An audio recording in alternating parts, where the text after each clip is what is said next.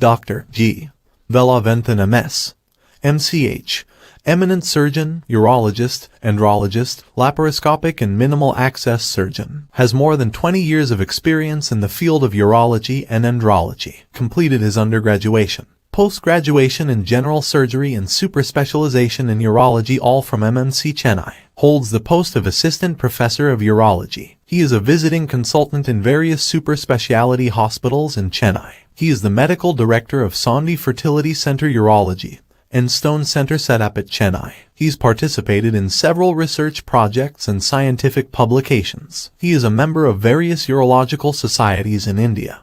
His areas of interest and expertise includes 1. Endourology and laser surgeries for urinary stones and prostate. 2. Uro-oncology and 3. Andrology, including evaluation and management of male infertile couple. Respected senior consultants and my dear friends, good afternoon. I'm very happy to meet you all in this wonderful evening, Sunday evening. First of all, I must thank Dr. Jayanti and Dr. Taylor for giving this wonderful opportunity to present this very good topic. The topic given to me is clinical aspects of male fertility and potency. So it's almost I have to cover the entire andrology. So it's a huge topic. Anyhow, I try to cover only some important things. I'm not going too much depth in the subjects.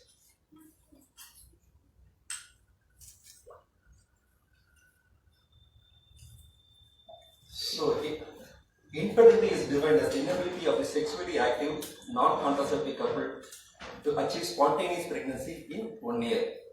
Why that 1 year period is there? Because normally the cumulative pregnancy rates usually 42% at 1 cycle and 70% at 3 cycles, 88% at 6 cycles and 98% at 12 cycles in normal couple. Okay, that's why that 1 year cutoff period is there. So, gender contribution to infertility. So, usually both men and women contribute equally, approximately from 30 to 33% individually for the infertility.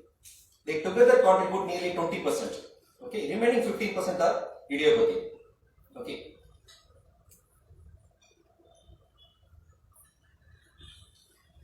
So, primary infertility is those couples who have never conceived. Secondary infertility is previous pregnancy in any form, but subsequently they are failure to conceive. Okay. So causes of male infertility are broadly categorized in three types. That is pre-testicular causes, testicular causes, and post-testicular causes. So before going into those details, I want to highlight a few points regarding normal physiology of spermatogenesis in humans. Actually, I am very honored and very happy to talk a little bit of physiology in front of my physiology professor, Dr. Kailash, because when I joined in 1990 at Madras Medical College as an undergraduate student, he was my physiology professor. So, I am really honored and happy. A little bit of physiology, sir. Okay. So, normally from hypothalamus, the GnR, the gonadotropin releasing hormones are released. They act on anterior pituitary to release gonadotropins, namely LH and FSH. LH acts on Leydig cells of the testis to produce testosterone. FSH acts on Sertoli cells and promote spermatogenesis. Okay. So any problem within the hypothalamus and pituitary are the reasons for pre-testicular causes. Okay. So problems within the testis are the reasons for testicular causes, and problems with sperm transport and sperm delivery, okay, are the reasons for post-testicular causes. So we see one by one. So these are the pre-testicular causes. As I mentioned earlier, both congenital and acquired problems within the hypothalamus or pituitary are the reasons of pre-testicular, likely Kallmann syndrome, Prader-Willi syndrome, and acquired causes like pituitary tumor and hyperprolactinemia. Typically, all these men will have hypogonadotropic hypogonadism, that is both testosterone, serum testosterone as well as gonadotrophin levels will be low. Both LH, FSH as well as serum testosterone will be low. Because the primary pathology here is in the hypothalamus or pituitary. Okay. Next is the predominantly the testicular causes. Okay, the problem within the testis. The reasons are primary testicular failure, hematuria syndrome, cryptorchidism, infections like mumps, toxins, varicocele, testicular tumor, radiation, chemotherapy, Cidrodysal syndrome, OAT. All those men will have typically present with, most of the men will present with hypergonadotrophic hypogonadism. These men will have low testosterone level, but mostly they will have either normal or raised gonadotrophins. Okay, they won't be low gonadotrophins. Okay, because of feedback mechanism. Because the hypothalamus pituitary will be normal, the problem is within the testis. Okay, so typically these men present with hypergonadotrophic hypogonadism. So these are the post-testicular causes. There is a problem in the sperm transport as well as sperm delivery. Okay. So what are the causes? Maybe congenital bilateral absence of vas deferens or H syndrome. Acquired infections like tuberculosis and gonorrhea can cause vasal obstruction. Surgical, like imminent injury to the vas deferens during craniotherapy surgery or during after vasectomy. And other causes like ejaculatory duct obstruction, ejaculatory failure, retreated ejaculation, hypospadias. These are all other causes for post-testicular reasons for infertility. Okay. Here the problem with the sperm transport as well as delivery. So then evaluation of male infertility. So objectives of investigations are first to detect the etiological factors. Okay. First find out the reason for the infertility. Then to rectify the abnormality in an attempt to improve the fertility. Then to give assurance with explanation to the couple if no abnormality is detected. So when to investigate a couple for infertility? As I already mentioned, after 1 year. Okay, couple should be investigated after 1 year of regular unprotected intercourse with adequate frequency. Okay, the interval can be shortened to 6 months after age of 35 in women and 40 in men. Okay, so usually after 1 year, but can be shortened after 6 months in elderly women after 35 years or 40 years in men. So what are the investigations required to investigate male fertility? Semen analysis, sperm function test, endocrine evaluation, genetic evaluation, transrectal and scrotal ultrasound, MRI, vasography, testicular biopsy. First and foremost thing is semen analysis. Okay, so this is the cornerstone of initial evaluation in all male fertility cases. So it gives exactly the status of germinal epithelium, epididymis as well as axillary sexual glands. Before definitive conclusion, results of at least 2 semen samples should be studied. Okay, before coming to the conclusion. Okay, only 1 sample is not enough. Okay, especially in case of azoospermia and all, definitely we have to study 2 samples at least before coming to the conclusion. Okay, that is a very important point. Collection, usually 2 to 5 days of sexual abstinence is necessary. Okay, longer period of sexual abstinence usually reduces the motility of the sperms.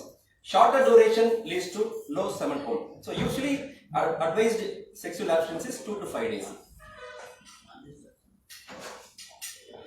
How to collect for semen analysis? Condom collection is usually not recommended because of some spermicidal agents in the condom that will interfere with the sperm motility. Same way, coitus interruptus also is not a reliable means because first portion of the ejaculate may be lost and cellular and bacteriological contamination of the sample and low pH of the vaginal fluid can alter the sperm motility. So usually preferred method is masturbation.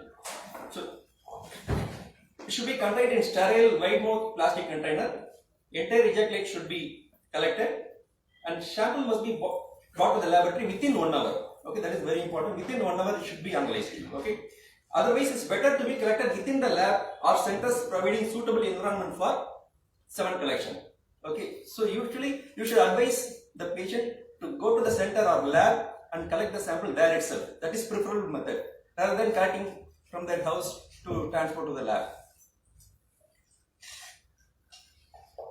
So what are the semen parameters? Important parameters only I'm going to tell. Semen volume should be normal volume is 1.5 ml. Okay. Low semen volume may be because of collection problems or partial retarded ejaculation or ejaculatory duct obstruction or androgen deficiency. High semen volume may be because of active inflammation of the accessory sex glands. Sperm motility, this is a very important parameter in semen analysis. The sperm motility can be categorized into three types. One is progressive motility, that is sperm moving either linearly or swimming in large circles. They are branded as progressive motility sperms. Now, all other motility without any progression, like swimming in small circles or flagellar force or beat, are called non-progressive motility. Third one is type is immotile sperms. There is no movement at all. So usually normal reference lower limit for progressive motility is 32%. Total motility is 40%. Okay. Total motility is the combination of progressive as well as non-progressive motility. That is lower reference stage. So these are the related terminologies. Oligospermium is, that is, count less than 15 million. Azoospermia is total absence of sperms in seminal fluid. Asthenospermia is reduced sperm motility. Teratozoospermia is reduced morphology. And oligoasthenospermia is all sperm variables are abnormal. Necrospermia is all sperms are non-viable or non-motile.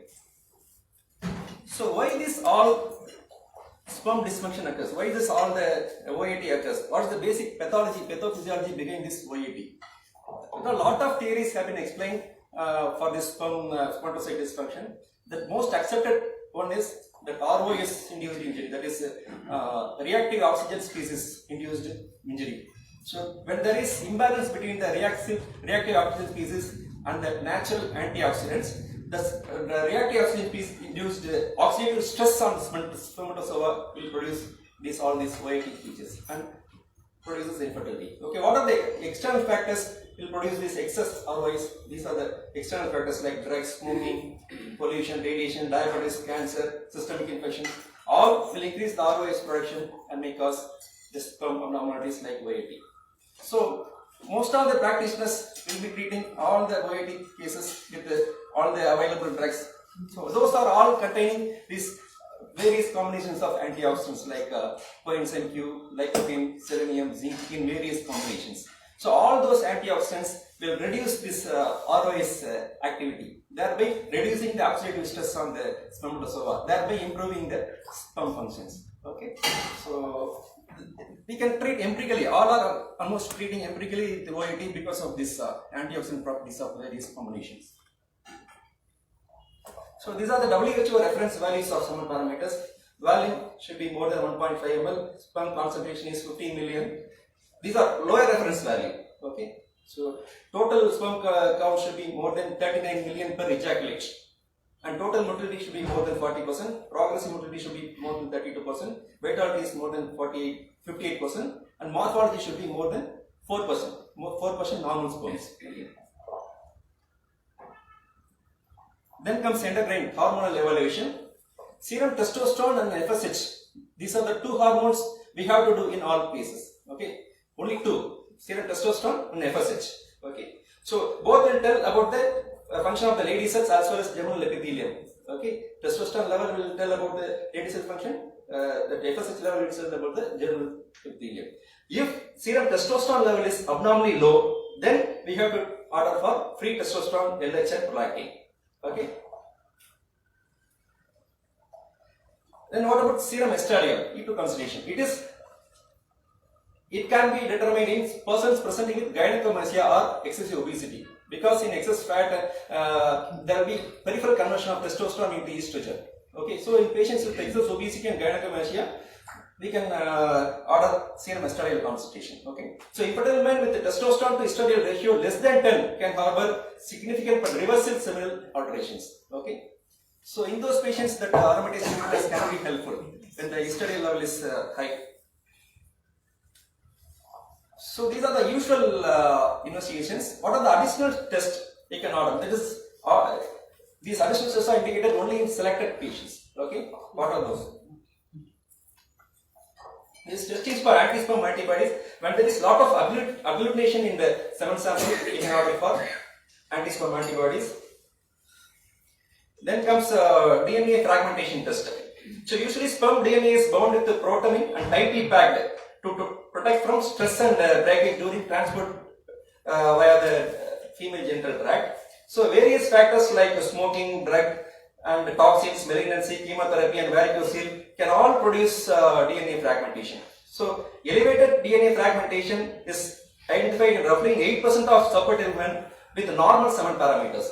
Okay, so this DNA fragmentation test is indicated in couples with idiopathic infertility, recurrent pregnancy loss as well as recurrent ART failures.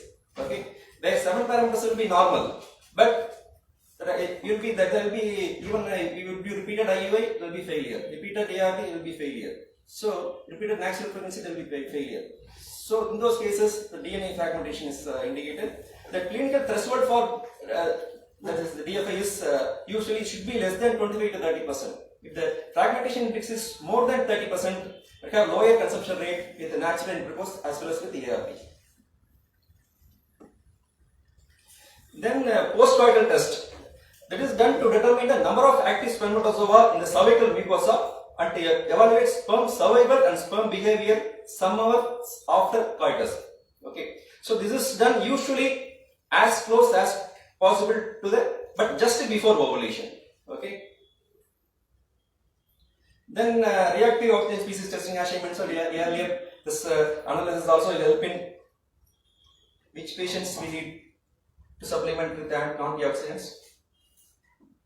These are special tests indicated in special cases like Y chromosome microdeletion, G band karyotyping, and cystic fibrosis genes. These tests are advanced tests indicated in only special situations. Then what about test is biopsy? This is indicated in azoospermia and severe oligospermia to distinguish between obstructive as well as non-obstructive azoospermia. So optimally, the testicular biopsy should be done in centers capable of processing and cryopreserving sperms if found. Okay, it should not be done in the normal lab, because in the testicular biopsy we are able to find out the sperm, immediately we have to preserve the sperm. Okay, so this should be done in a center capable of processing and cryopreserving the sperms. Then comes the important topic in fertility, that is azoospermia. So can azoospermic men become fathers? The answer is big yes. That's why I put it big yes. Okay. Previously, nearly 15 years back, when I was doing my MCA post graduation in MMC, when the azoospermia men coming to the OP, immediately we'll order for testicular biopsy. The results usually they will give is maturation arrest or germ cell aplasia or mixed type. So immediately we'll advise them to go for either adoption or donor insemination. But today everything has changed. In the presence of modern sperm extraction techniques and the modern AR techniques, definitely most of the azoospermia men can become father. How? So azoospermia can be obstructive azoospermia, non-obstructive azoospermia, or it may be because of retrograde ejaculation. Okay. So this is a very important flow chart. Just to go through the things. The person comes with azoospermia, first clinically examine for congenital bilateral absence of vas difference. First examine for presence of vas difference. Okay. If both vas are present, then semen volume is very important. Semen volume, the semen volume is very low, that is less than 1 ml. The causes may be only two. One is retrograde ejaculation or ejaculatory duct obstruction. Okay. Because main semen volume is contributed to the seminal vesicle. Okay. So if there is block beyond seminal vesicle, that is the ejaculatory duct, the semen volume will be very low, less than 0.5 ml or less than 1 ml. Okay. Same way in retrograde ejaculation also, semen volume will be very low. Okay. So if the semen volume is very low, immediately order for post-ejaculatory urine specimen for sperms. Okay. If the post-ejaculatory urine specimen showing sperm, that confirms retrograde ejaculation. Okay. So there is no sperms in post-ejaculatory urine specimen, then you order transrectal ultrasound, TRUS. Okay. That will confirm the diagnosis of ejaculatory duct obstruction. Okay. These are two entities very well treated. I can give 100% positive results in these two cases. Okay. Then if the semen volume is normal, okay, it is 1.5 or 2 ml, then we have to assess testicular size as well as FSH. Okay, testicular size and FSH. In the presence of normal testicular size, normal FSH, mostly those men are having obstructive azoospermia. Okay. Next, if the testicular size is small with raised FSH, elevated FSH, mostly they will have non-obstructive azoospermia. Okay. Very simple. Okay. So, in these categories, all these except all these categories of obstructive azoospermia, 100% they can become fathers. Only this category, that is non-obstructive azoospermia. In those non-obstructive azoospermia also, many of the men can become father. Okay. How? In obstructive azoospermia, there are certain surgical options are there. You can correct those obstruction, likely vasostomy, vasoepididymostomy, depending upon the level of obstruction. Okay, these two are microsurgical procedures. Will require a lot of expertise, but the success rate is very low, only around 30 to 40% in experienced hands. So nowadays, in the modern era of sperm extraction and ARV techniques, these two are not that much followed. But the third one, that is transurethral resection of ejaculatory duct, that is for ejaculatory duct obstruction.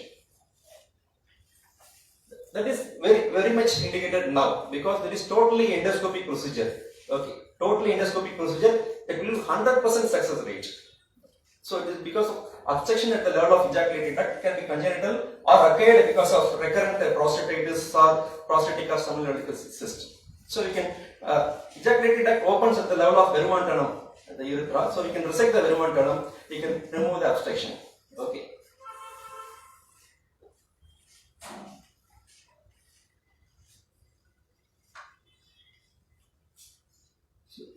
So in all cases of obstructive azoospermia and most of the cases of non-obstructive azoospermia, we can advise the men. Straight away, we need not advise them for go for adoption or donor insemination. Definitely, you can retrieve sperms from them or correct their obstruction, and they can become fathers.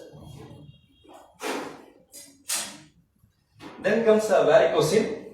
Varicocele is another important factor in male fertility. That is the most easily identifiable and correctable pathology in male infertility. 15% of it occurs in 15% of general population, but 38% of in primary infertility and 70% prevalence rate is 70% in secondary infertility. There is progressive and duration dependent decline in testicular function in varicocele. So varicocele repair halts further damage, improves spermatogenesis, improves live birth rates, and better IVF ICSI results and enhances lady cell functions. So definitely varicocele surgery is indicated in this identifying infertile men, especially in grade 2 and grade 3.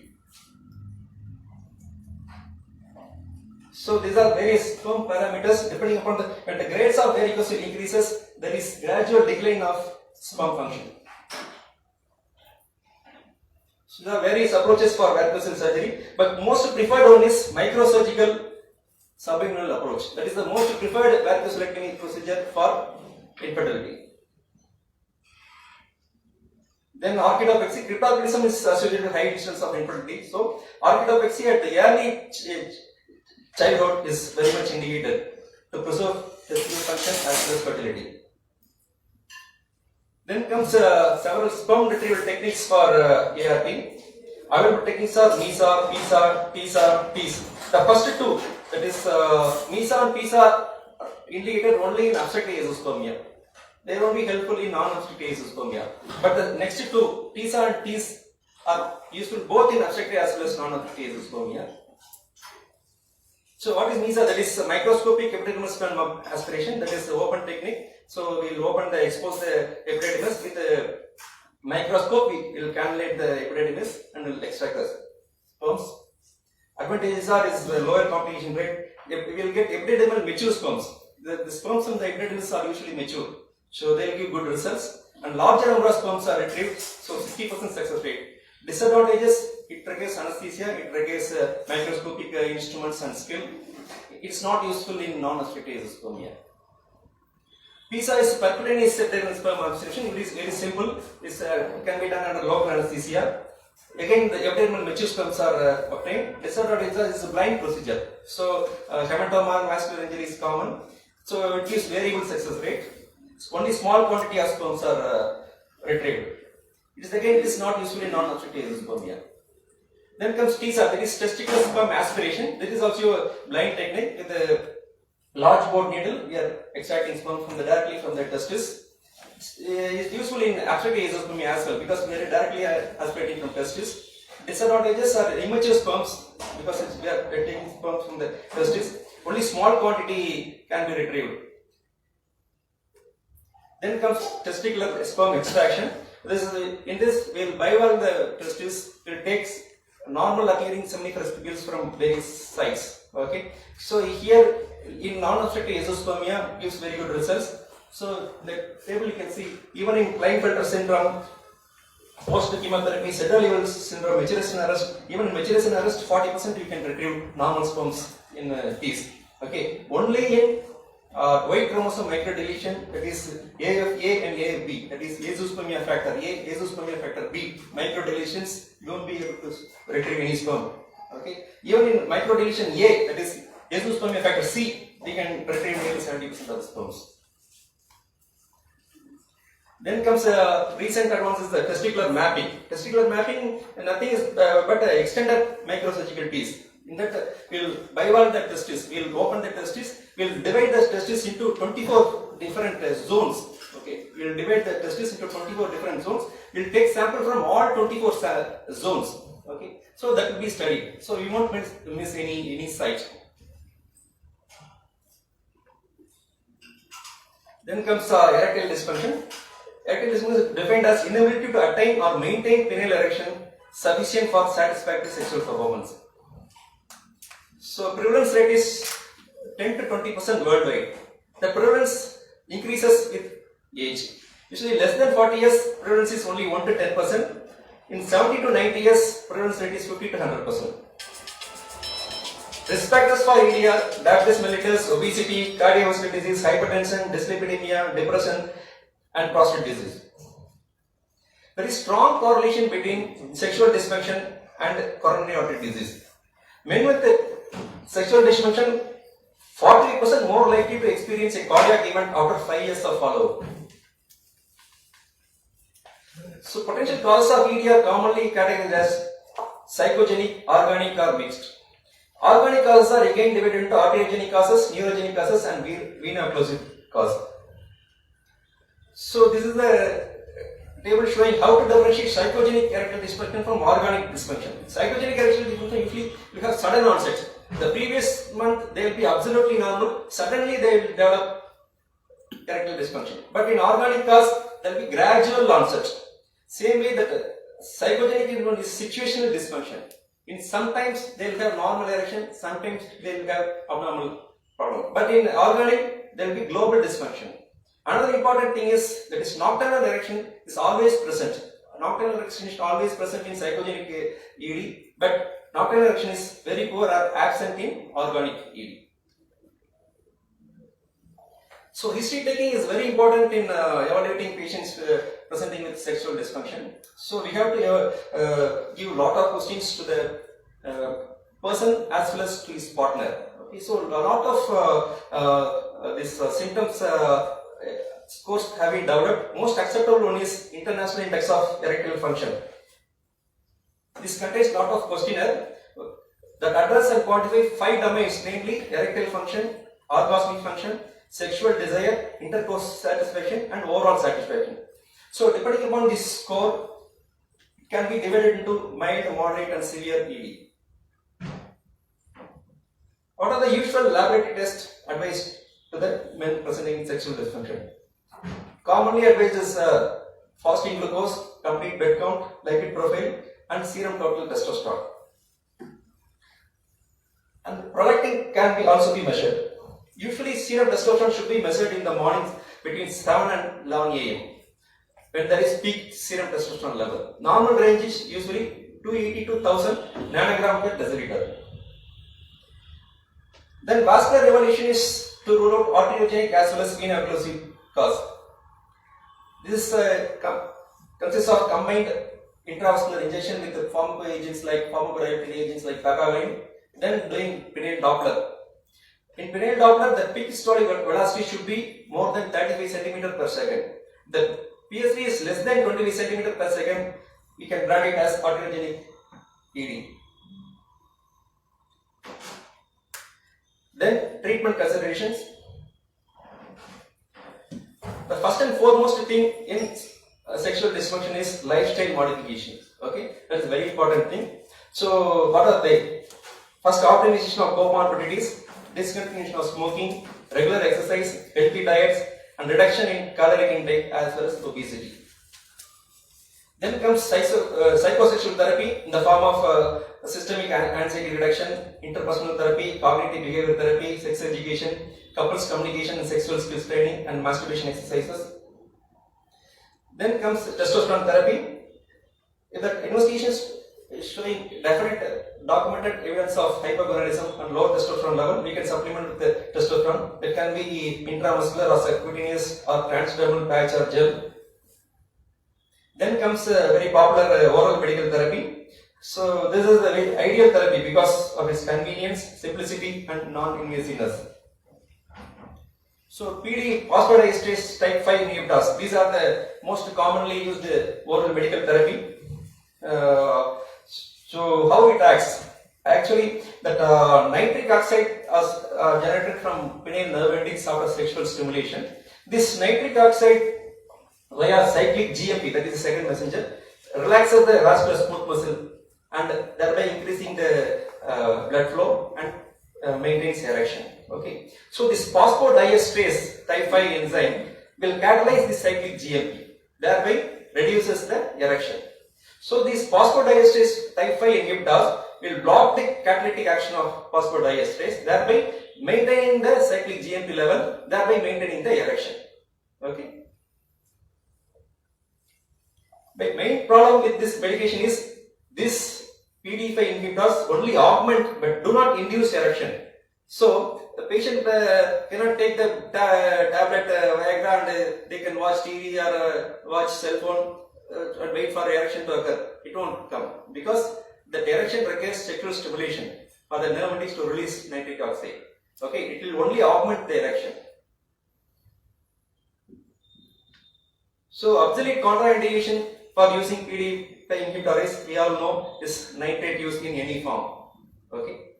So, but more than 2 weeks before the use of PD inhibitors, it is not considered contraindication.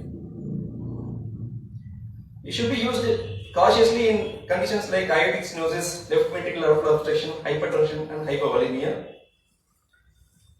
Adverse effects of these PD5 inhibitors, most common adverse effect is headache. Nearly 7 to 16% of the persons will develop headache. Other side effects are dyspepsia, flushing, myalgia, nasal congestion, and visible disturbances like photophobia or blue vision. These are the 4 available PD5 inhibitors. Sildenafil, that is the first introduced PD5 inhibitor. Then comes vardenafil, tadalafil, and avanafil. Tadalafil have longest half-life, longest duration of action, nearly is having action for 20 hours. Vardenafil is shortest onset of action, within 10 minutes it will act, vardenafil. And tadalafil will have less optic side effects.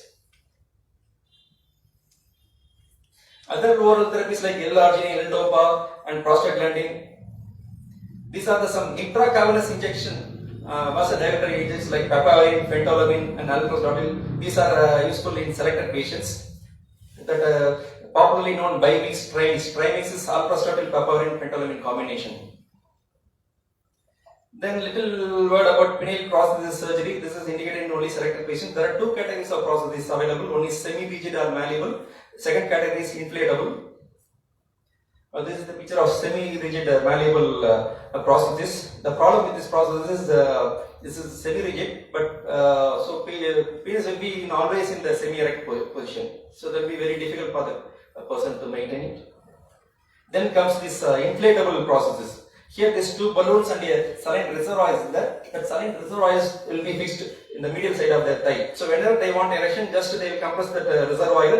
That saline will fill that 2 balloons. They will produce erection.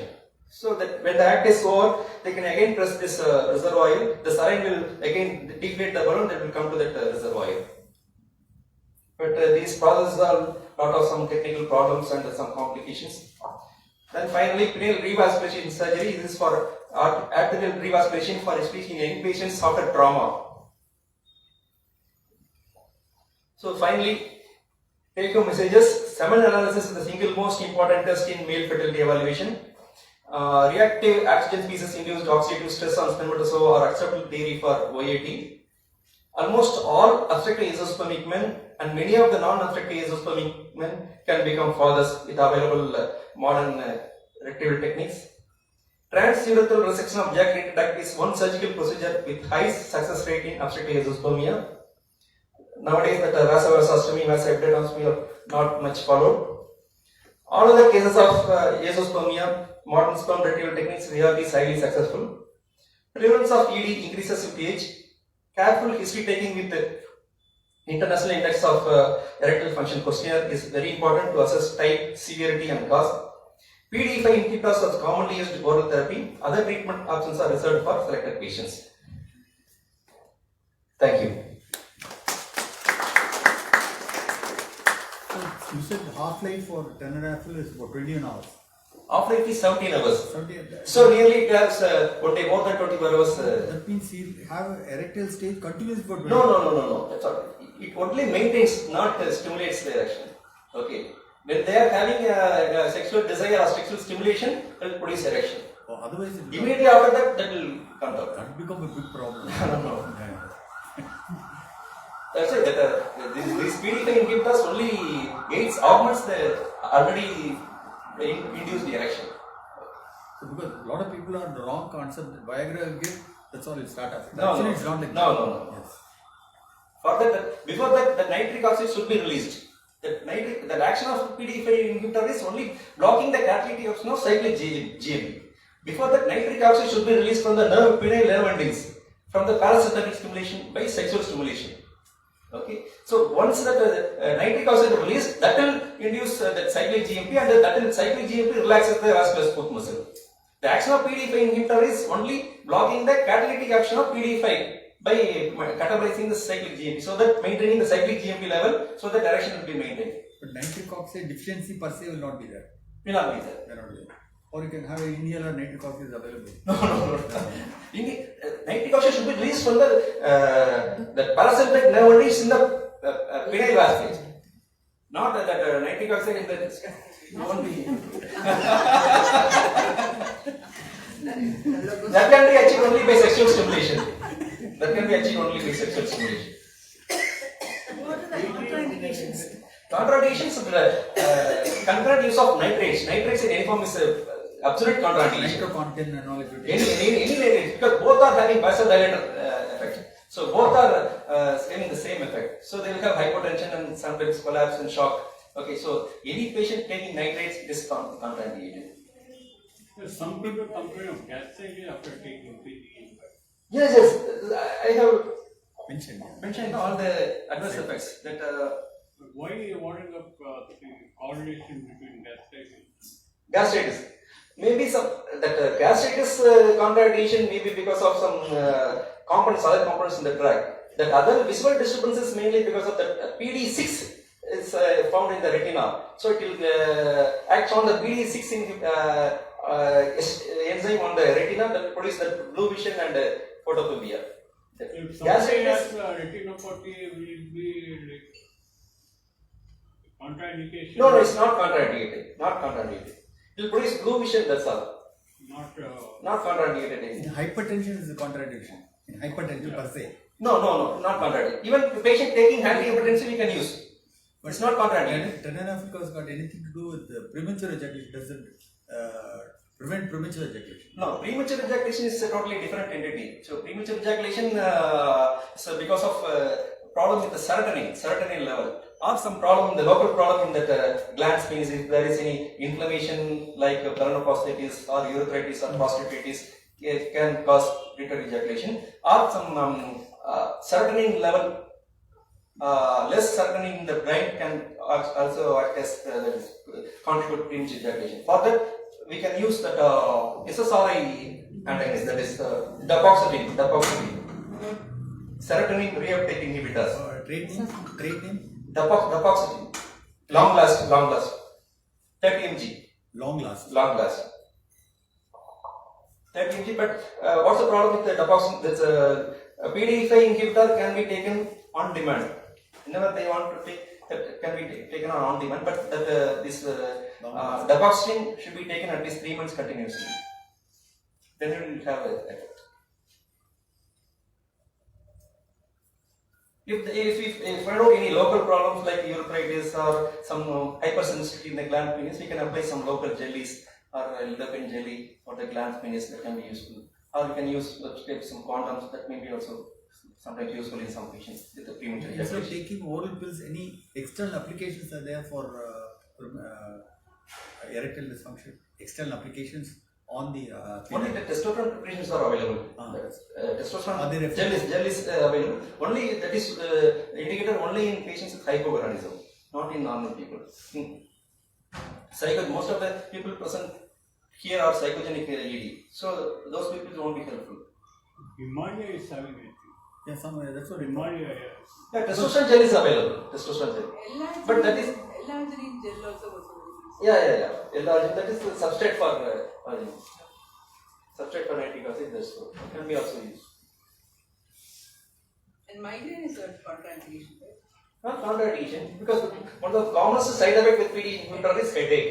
So already a patient will be having headache with the migraine. So it's not contraindicated. If they are having headache, it will be troublesome for them. That's all, but not contraindicated. In case of oats, sir, after treating the patients with all available combination of antioxidants, when will you go in to prescribe the aromatase inhibitors or anything? I told you that because aromatase inhibitors are indicated only when the estradiol content is more, or the testosterone estradiol ratio is less than 10. Okay, that is indicated only in obese patients and patients with gynecomastia will order estradiol measurement. If the testosterone estradiol ratio is less than 10, that can be helpful. which is the best antioxidant in trade anymore. Right.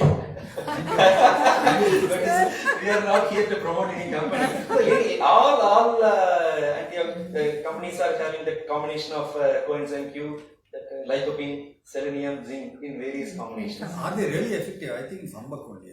Somewhat it may be helpful in borderline cases, not in azoospermia or severe OAT and all. They won't be helpful. See, elderly people can be prescribed testosterone tablets after 70 years, 80 years. We can prescribe. That is called as andropause. That is the andropause, that is low testosterone level in elderly people, or we call it as ADAM also, androgen deficiency in elderly people. Those people will have that. This one we can prescribe testosterone. Testosterone in a local application can cause any complications, like testosterone injection. Like it's a local problem, like it can produce itching or some burning sensation over the skin area. Other than that, it won't produce any Systemic local. absorption of testosterone. For systemic absorption only we are prescribing, no? Like injection testosterone, can it cause in young people using Yes. testosterone ointments? That's what I am telling. Only in selected patients of hypogonadism we have to use testosterone. Otherwise, So normal people, if we are using external testosterone, what will happen? The testosterone actually will act on the pituitary and raise the gonadotrophin level. That in turn produces the endogenous testosterone level become low. So in normal people with normal testosterone, we should not prescribe external testosterone because that will act on the pituitary and reduce the gonadotrophin level. That in turn reduce the endogenous testosterone production. That's why that athletes are using that testosterone for that muscle building, no? So usually they will have low sperm counts and low because of this. Local prosthesis application, can it help, sir? Local? Prosthesis in the penis. Some are.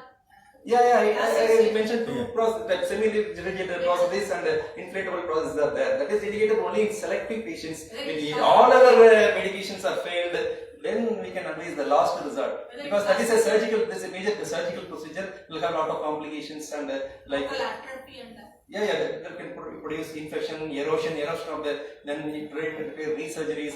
So it is only indicated in selective patients. Like hair transplant, they are doing it unofficially, sir. Hair transplant is done in a cosmetic clinic. Okay. Like that, they are introducing this without any reason for cycling. It is dangerous for life. Yeah, it's very dangerous. It is not a simple procedure. Okay, it requires a lot of expertise.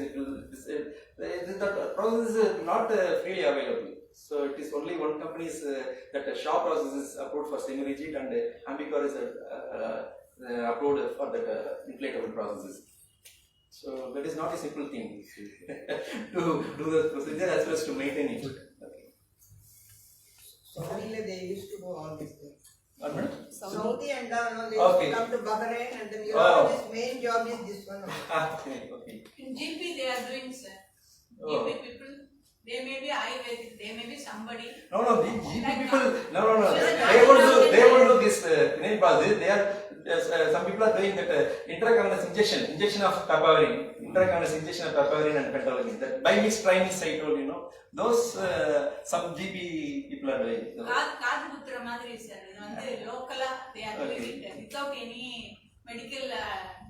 That also has a side effect. That intracaverous injection. Many of the people after taking that intracaverous injection of papaverine and pentolamine, they will present with priapism. And priapism, after that, for that, immediately we have to do with the decompression. Delayed more than 6 hours, it will produce erectile dysfunction. But it's very painful. Painful. Sir, on a related note, what is the best way to treat paraphimosis? If a patient presents with paraphimosis, what do you think is the best way to treat? Best way is we have to reduce the paraphimosis. That there will be edema fluid around that. So we have to reduce that with multiple punches with a small needle. Okay, we have to reduce that edema fluid. Once they reduce the edema fluid, definitely that will become loose. We can definitely. Still not reducing. Should we go with hyaluronidase or should we try something? No. We can do this one small. We can do circumcision or even dorsal slit, small slit on the dorsal aspect of the prepuce. It will reduce. But does this circumcision really help in sexual performance? Because that is what the No, not at all. not at all. No? May be helpful in preventing infections or vulnophosphatitis and recurrent urinary tract infection, but it won't be helpful or it won't enhance sexual. Rather, it will actually decrease sexual excitability because the foreskin is the most sensitive. But the problem with the foreskin is if they are not cleaning properly, there will be deposit of stigma and infection. Cancer of the skin is also more stigma. Yes, stigma. That's why that prevents the cancer. In people tell that childhood circumcision prevents penile cancer because there is no stigma, no infection. Whether you advise human papillomavirus injection in phimosis patients, Vaccination. you are advising. No. Now, one common thing which you come in general practice is elderly people come and say, how often can we have sex? What answer can we give them? Because there is no specific. Depending upon their desire, depending upon the availability. No, but some schedule you have to, as a doctor, you have to give them some schedule. No schedule like that. No hard and fast schedule. Only for coming to fertility, we will advise them to go for that. At the time of ovulation, we have to go for. No, elderly people. I'm talking ovulation or over 60 or 70 years. It's up to them. There is no prescribed frequency. Next topic. Next time.